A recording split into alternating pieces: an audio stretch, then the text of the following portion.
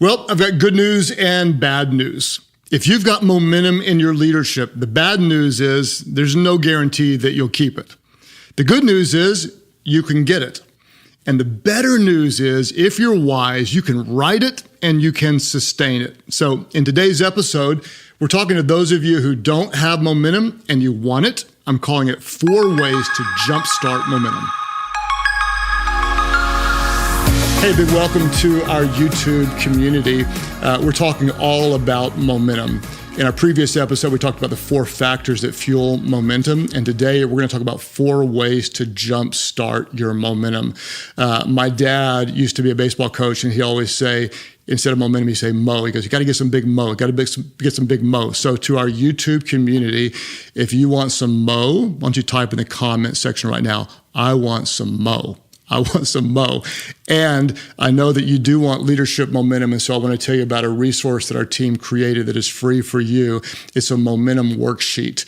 In it, we've got all the questions that we cover in this episode. We've got additional content. We've got some quotes for you and exercises to help you grow in your leadership momentum. I want to get this to you. Just go to life.church/momentum worksheet. Life.church/momentum worksheet. We'll send this to you to help you get some mo. And now let's dive into our new content. We are talking about how to create and sustain organizational momentum. Now, before we look at today's content, if you haven't listened to episode 135, stop this one and listen to that one first. The title of that episode is The 4 Factors That Fuel Momentum. And just to give you a quick review of that content, momentum is inspired by vision, is activated by faith, is supported by systems, is sustained by grit. There are 4 factors that fuel momentum. Momentum is ignited by vision, activated by faith, supported by systems, and sustained by grit.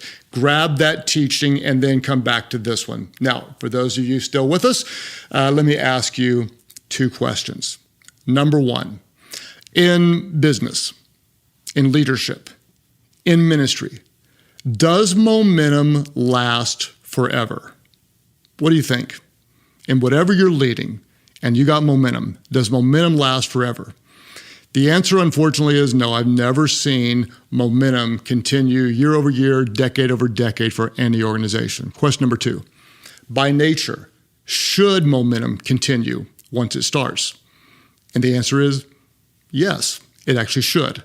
If you remember maybe back in the 5th grade science class or whenever you studied Newton's law of motion, what does Newton's law of motion say? An object in motion tends to stay in motion unless it's acted upon by an outside force. So organizationally, we don't tend to keep momentum, but momentum by nature should continue. What's going wrong? If you have organizational momentum, you should keep it unless you do something to kill it, which is what seems to happen almost every single time. It's frustrating. So why is it so difficult to create and sustain organizational momentum? I'm going to give you 3 reasons of why it's difficult. Number 1, leaders don't anticipate it. Number 2, leaders tend to complicate it. And number 3, leaders don't understand it. Why is it so difficult to create and sustain momentum? Let's unpack these. Number 1 is because leaders don't anticipate it. They're not anticipating momentum. I've said it before, I want to say it again. The difference between a good leader and a great leader is one who learns to anticipate rather than react. A great leader learns to anticipate what's coming rather than to react to what is. I love the Wayne Gretzky quote, the amazing hockey player who said, most players skate to where the puck is. I skate to where it's going to be. As a leader, what are you doing? You're not reacting, you're anticipating. And what specifically are you anticipating? You're anticipating 3 things. You're anticipating problems, possibilities, and people. Problems, possibilities, and people. Number 1, you want to anticipate problems. What do you want to do? You want to see problems before they're big. You're going to see them early and solve them quickly. You're going to see problems before they're big. Number 2 is you're going to see possibilities before they're real. You're going to see them early and you're going to seize them quickly. And then number 3, you're going to see potential in people that others overlook. You're anticipating. You're anticipating potential problems. You're anticipating potential possibilities. And you're anticipating potential in people to bring out the best. I'll tell you a little story about when I did not anticipate potential momentum and ended up losing it. We started Life Church in 1996. In the first 3 months of the church, we were so excited to see 105 people coming to church, first in a little garage, and then we were in a elementary school. Well, we had a big break where a reporter did a very positive news article on our church. The article came out on a Saturday right before a Sunday, and you're asking, Craig, how did you prepare? And the answer is, I didn't do a thing. Let me tell you what I didn't do. I didn't tell anybody it was coming out. I didn't add any seats to the elementary school little auditorium. I didn't tell our kids volunteers we might have more kids. I didn't order more donuts. I didn't order more name tags.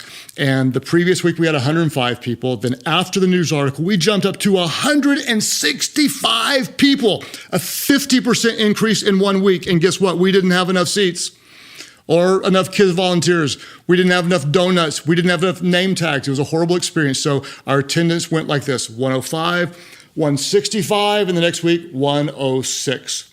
We netted a total of 1 person growth from that potential momentum because we were not ready for it. We did not anticipate. You're not going to do that. You're going to anticipate well. And when you anticipate well, you're preparing for momentum. And let me just tell you right now, if you don't anticipate it, you can't seize it. You have to be ready for it. Why is it difficult to create and sustain momentum? Well, number one, leaders are not anticipating it. Number two, leaders complicate it. And this is a very common challenge because whenever your organization or your business or your ministry grows bigger, it naturally becomes more complicated. And this is a very important principle. You may want to write it down. Growth creates complexity, and complexity kills growth. That's why when it comes to momentum, simplicity is momentum's best friend. If simplicity is momentum's best friend, then complexity is momentum's worst enemy. When you get some mo, you got to fight for simplicity. You got to kill complexity, or complexity will kill your mo. Why is it difficult to create and sustain momentum? Well, number one, leaders don't anticipate it. Number two, leaders complicate it. Number three, leaders don't understand it. They just don't understand why they have momentum. For example, if you ever talk to a pastor and things are going well at that pastor's church, and you say, why are things going well at your church, pastor? Let me tell you what the pastor's going to say. They're going to say it every single time. This is the pastoral line. We learn it in seminary. They're going to say, well, God is just blessing it. God is just blessing it, which is true, but it's stupid and incomplete. Because if God is blessing your ministry, you have to be able to answer the question, what specifically is God blessing? God's just not like randomly blessing like he likes you more than everybody else. He's blessing a specific action that you need to be able to clearly define and understand what it is. The same is true with your business. If you want to have mo, you want to know why you have mo. Whenever you've got some good momentum, you want to be able to accurately discern why you have it. I would ask myself these 3 questions. I would ask myself this: when you have momentum, what is present that's contributing to the momentum? What's present that's contributing to the momentum? I would ask, who is strategic in creating and sustaining the momentum? You'll almost always see the right who when you have the right what. And then I would ask myself very simply, what are you doing that's working? To quote Andy Stanley, who has a great leadership podcast, he says this. He says, if you don't know why something is working when it is, you won't know how to fix it when it's not. You want to understand why you have momentum. When it comes to momentum, if you don't anticipate it, if you complicate it, if you don't understand it, you'll disrupt or destroy it. Let me say it again. You have to hear this. If you don't anticipate it, if you complicate it, if you don't understand it, you'll disrupt it or destroy it. So, how do we jumpstart momentum? Let me give you 4 questions that you want to ask to jumpstart momentum. Question number 1. Do you need an inward burst of momentum? Whatever you're leading is a reflection of what's inside of you. Do you need an inward burst of momentum? Because what's happening inside the leader will always show up inside the organization. Always. For example, years ago, our church was struggling, and people were saying things like, Craig's kind of off right now. Craig's not, whatever. And I was mad. I was hurt. Like, what are you guys talking about? But I didn't realize that I'd become distracted. I'd lost some focus. And what I needed was fresh vision. I needed fresh passion. I needed fresh energy. And I just need to say to some of you, that may be you right now. You still care, but you're not leading out of an overflow. And the bottom line is this: you can't pour from an empty cup. You got to be full on the inside. I like what my good friend John Maxwell, he teaches this, and I'll give you a brief kind of example of his teaching. He says, if you're a 7, you don't attract an 8. What does he mean? However you define it, if you're a 7 in your passion, you're not going to attract 8s and 9s. If you're a 7, you're going to attract 5s and 6s. If you're a 9, he says you're going to attract 7s and 8s. You're not going to attract a 10. The way I'd say it is this. I'd say it this way. You'll never attract more than you are. So I would ask you, how is your inward passion? How's that burning fire within you? Because leadership without passion is just management. And good management never changed the world. What does momentum do? Momentum tends to follow those who are already moving fast. And so I'd ask you, if you don't have momentum in your organization and you're the leader, do you need an inward burst of momentum? Question 1, do you need inward momentum? Number 2, you're going to want to ask yourself, if you don't have momentum, ask yourself, do you need to make a leadership change? Do you need to change some key player or maybe multiple key players in your organization? It's been said that everything rises and falls on leadership. You probably heard that before. I used to hear that quote, and I thought, that's a bit dramatic. Like, everything, really? I'm going to tell you right now, after over 3 decades of leading, I think it's pretty dang accurate. Everything tends to rise and fall on leadership. And you'll see it every time you see big momentum, you will see it as a reflection of great leadership. In fact, what I want to do is I'm going to give you a series of quotes. These are all quotes I made up. I'm going to say basically the same thing, but I'm going to say it in several different ways because I want you to hear it in several different ways. So here they come. Ready? You'll rarely see big momentum under small-minded leaders. You'll rarely see forward movement under problem finders, not problem solvers. You'll never see selfless and passionate contributors under a self-centered and selfish leader. If I can summarize those 3 quotes, I'd say it this way. You'll rarely see the right results without the right leaders leading well. So, if you don't have momentum, you're going to want to ask yourself every single time, do we need to make a leadership change? And the problem is right now, some of you will have some of the wrong leaders in place. And so anytime you see that, your first goal is always to help that leader improve and succeed. That's always your first goal. You want to give them a shot and help them get there.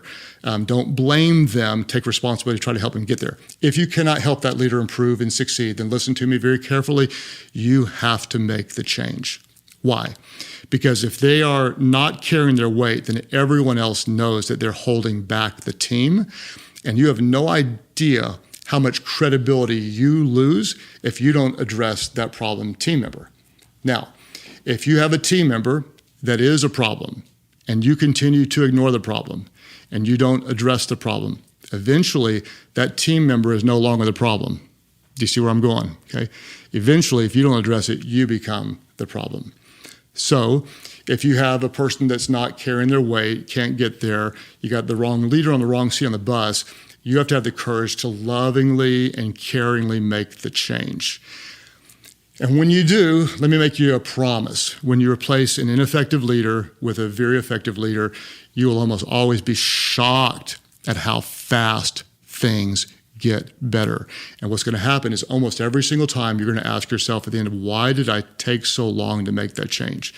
Remember it. It may seem painful. It's going to be difficult, but the results of putting the right people in place will always be more than you can imagine. So if you don't have momentum in whatever you're leading right now, you're going to ask yourself, do I need an inward burst of momentum? You're going to ask yourself, do I need to make a leadership change? And the third question I want you to ask yourself is this: do you need to reallocate resources? Kind of a boring question, but it's actually unbelievably important. Do you need to move some resources around? And this is so common, and you're going to see it all the time. You'll probably see it in something you're leading now, or eventually you will. Some organization, the leaders, they're not satisfied with the results. So here's what they try to do. We don't like the results. So they try to do what they've been doing, but they just try to do it better. We're going to do what we've been doing, but we're going to do it better. This is not the worst strategy because we all want to get better. But you have to remember that marginal improvements usually create marginal results. So if you want to create momentum, instead of just thinking better, you might want to think different. If you remember our rocket ship illustration from last week, it takes an enormous amount of thrust for a rocket to overcome the gravitational pull. The same is true in organizational leadership. It usually takes something different, some kind of big thrust to overcome the gravitational pull toward what's known, what's easy, what's safe, and what's comfortable. You have to do something different. For example, I consulted with a business owner that was complaining that revenue was essentially flat or slightly down over 14 consecutive months. So we've got no movement and even a little bit of decrease in revenue over 14 months. And so I had a hunch of what this leader was not doing. So just for fun, I asked him a series of questions. I asked him, so have you changed your marketing strategy? Well, no, he hadn't. Okay. Have you targeted niche markets instead of broad sweep advertising? He hadn't. I said, have you changed your pricing structure? No. Have you created incentives for people to use your service? No. Have you tried a new customer acquisition strategy? No. Have you added customer retention benefits? No. Have you offered additional products or services to your existing customer base who are already warm buyers? No. Have you enhanced your referral structure? No. Have you made a product or service change or improvement? No. Have you streamlined your sales process? See where I'm going. Have you changed your sales team, changed your sales manager? Have you enhanced your online presence? Have you studied the data and the sales metrics to find out what's changed? Have you interviewed the customers that left you to find out why they left you? No, no, no, no, no, and no for 14 months. What is the definition of insanity? Someone else said it, is doing the same thing over and over again and expecting a different result. So many businesses, so many nonprofits, they invest their resources the same way year over year.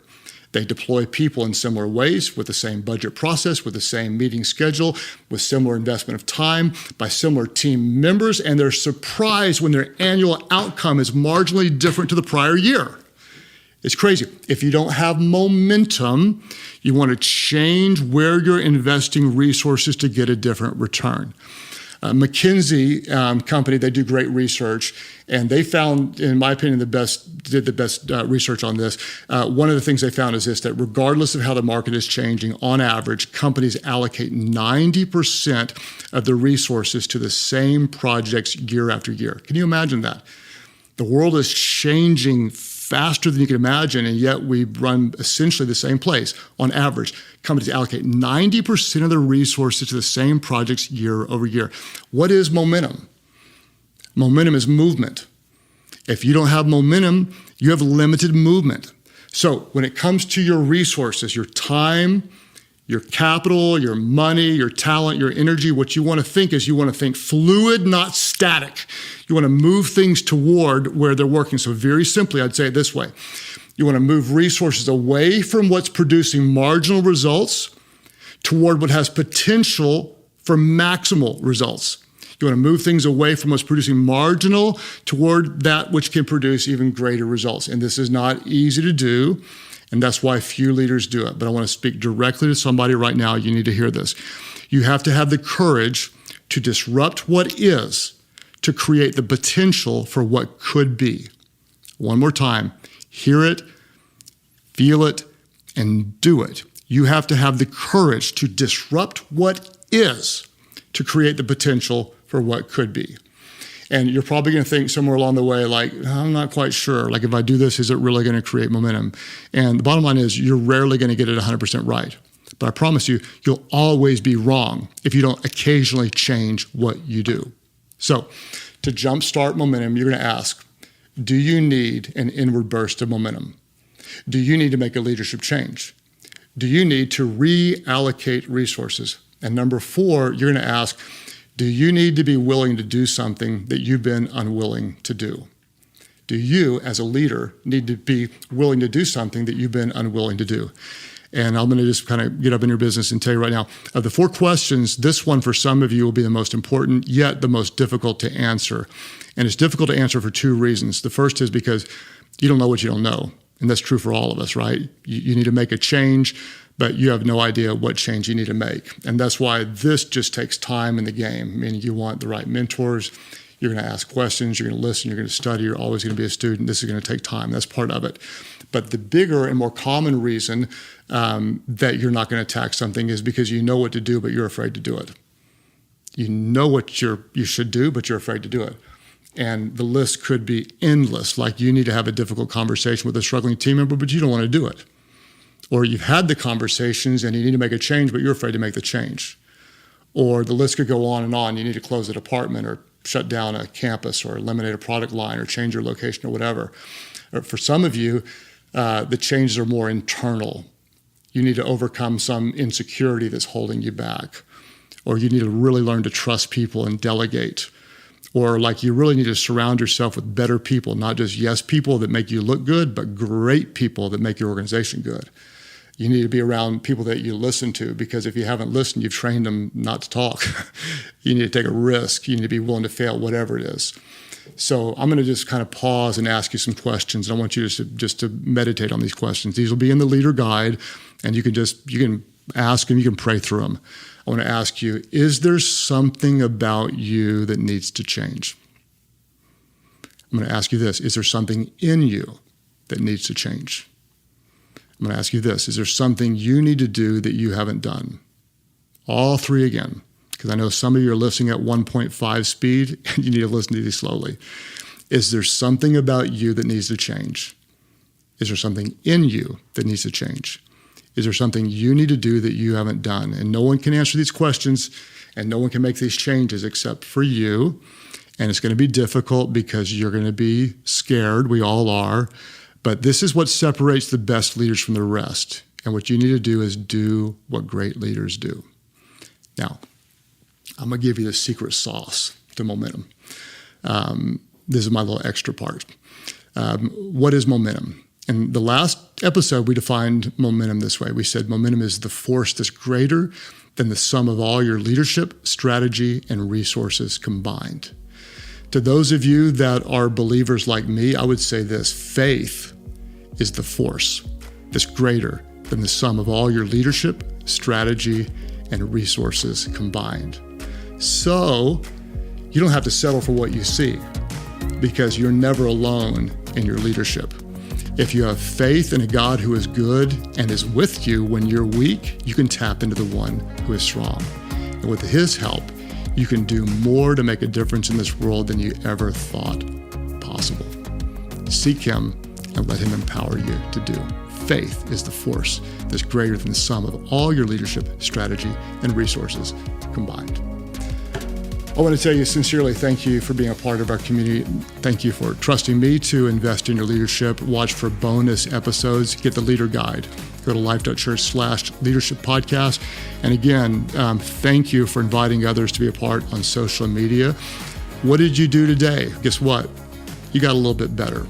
And that's a really good thing, because there's one who loves you and can help you get better and closer to him every day. And we know that everyone wins when the leader gets better.